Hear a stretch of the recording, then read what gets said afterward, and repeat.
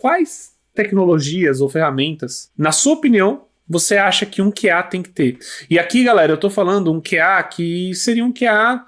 Vamos pensar no QA pleno, tá? Estamos mais falando aqui do QA júnior, não. O cara que vai entrar na aula, que eu falo sobre isso sempre.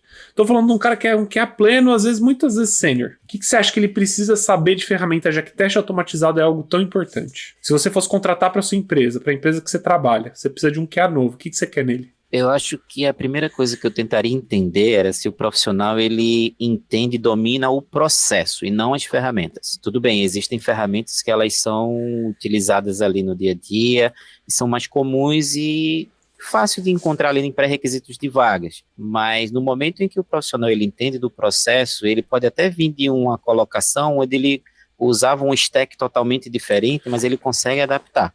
Perfeito. Mas vamos falar, dar nome aos bois, como a gente fala. Se hoje alguém chegasse para mim e perguntasse por onde começar, né, que aí eu acredito que, não sei se eu posso me arriscar a dizer que na maioria dos projetos, mas se formos falar ali de testes automatizados em si, se for usar um framework, tem o próprio Cypress, né, que a gente trabalha na mentoria, para poder fazer a automação dos testes. Ele precisa ter uma base muito forte em relação a testes também de API. E aí existem N ferramentas, mas vamos colocar uma que, enfim, eu diria que é aquele feijão com arroz, mas é aquele feijão com arroz muito bem feito, que não pode faltar. Você precisa saber bastante de Postman, como é que funciona, como utilizar. Né, Postman é um ótimo jeito para trabalhar com teste de API. Entendeu? E eu ia te perguntar, falando sobre teste de API, você acha que o Postman vai valer para tudo? Porque assim, eu sinto, né, isso eu vejo, né, depois de passar muito isso para alunos e também até mesmo para pessoas que eu já trabalhei, o Postman, ele é ótimo, né, galera? Inclusive, eu falo sobre ele sempre. Mas eu sinto que para automação de testes, ele é uma ferramenta que tem suas limitações.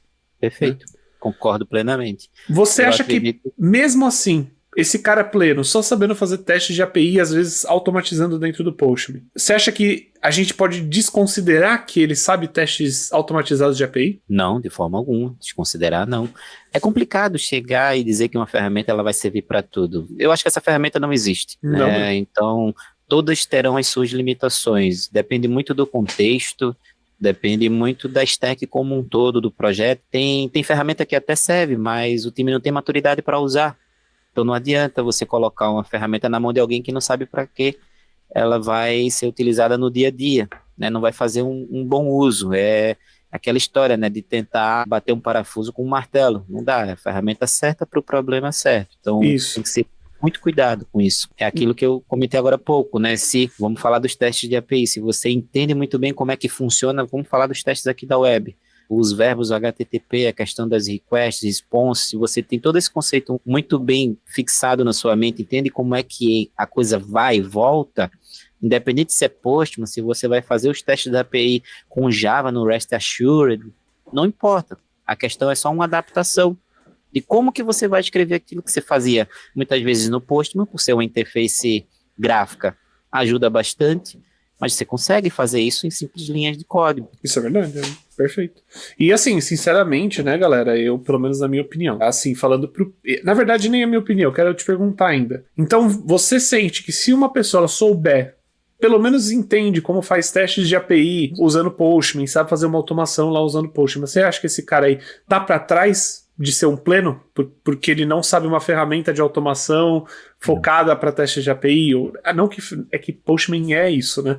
Mas o que eu quero dizer é uma ferramenta, uma biblioteca de automação que você possa misturar ali no seu Cypress da vida, juntar com o seu Playwright, juntar com o seu Selenium para você poder fazer teste de back-end. Não, de forma alguma. Eu penso da seguinte forma, acho que senioridade ela está ligada diretamente à capacidade do profissional resolver um problema, independente da ferramenta que ele vai utilizar. Então, existe sim a questão tempo, né, que é muito utilizada, diga-se de passagem. Então, por muitos, inclusive, a primeira coisa que vem à mente, o cara é júnior, pleno ou sênior, vai depender do tempo que ele tem de estrada, o tempo de experiência que ele tem. Eu não costumo pensar dessa forma, porque eu já trabalhei com profissionais ali, eu vou dar exemplos de tempo, que estavam ali 3, 4, 5 anos no mercado, e são bons profissionais, executam bem as suas atividades, entregam com valor, mas precisa, por exemplo, que alguém dê um norte, dê um direcionamento.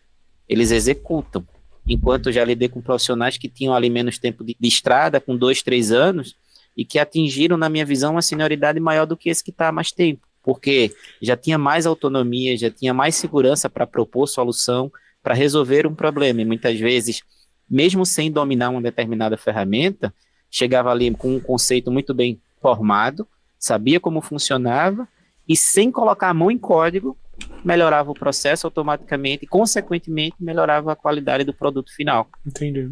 E é muito doido isso, né? Eu já também trabalhei com muitos QAs que às vezes trabalhavam anos e anos como QA e nunca, tipo, tentaram ir além, né? Tentaram, às vezes, aprender coisas a mais ou se entrar mais no processo, gerenciar mais o processo, ser um pouco mais próximo. E caras que eu trabalhava, tipo, há 2 anos, que às vezes já tinha alguma experiência, né? Na qual ele trabalhava gerenciando alguma coisa, ou que era muito mais complicada de ser resolvida, que ele tinha aquela energia de ir atrás da resposta, né?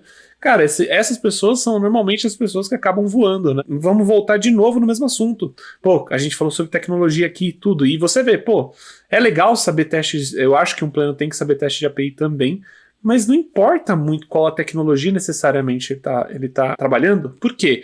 Porque o que realmente interessa é se ele entender os fundamentos, e ele não sente medo de aplicar esses fundamentos independente da tecnologia que ele está utilizando. Então, por exemplo, o que eu estou querendo dizer com isso? Eu trabalho hoje com JavaScript. Né? JavaScript, TypeScript é a linguagem que eu trabalho já desde 2019. Quando eu trabalhei eu comecei a trabalhar com JavaScript sem saber mexer com JavaScript. Me falaram assim, a gente tá contratando aqui, mas a gente vai trabalhar com Cypress na época, 2019. Cara, eu falei, nunca tinha ouvido falar sobre Cypress, acho que eu tinha ouvido falar uma vez, nunca tinha estudado. Fui lá, peguei uma semana para estudar, olhei a documentação, peguei os projetos que já tinha rolando lá na empresa e rodou. Perfeito. Por quê, galera?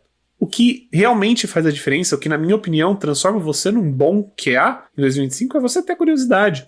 E se você entende os fundamentos da ferramenta de automação que você está utilizando, a probabilidade de você conseguir passar para qualquer outra ferramenta é muito mais fácil. E aí é por isso que a curiosidade e essa ansiedade, essa vontade de crescimento dentro da área faz você se acelerar tão rápido. Porque o que fez você conseguir trabalhar com ferramentas diferentes é entender os fundamentos. Depois que você entender os fundamentos, acabou. Exato. E essa curiosidade é algo que ela não pode acabar nunca, né? Você está sempre querendo aprender mais, dominar novas tecnologias.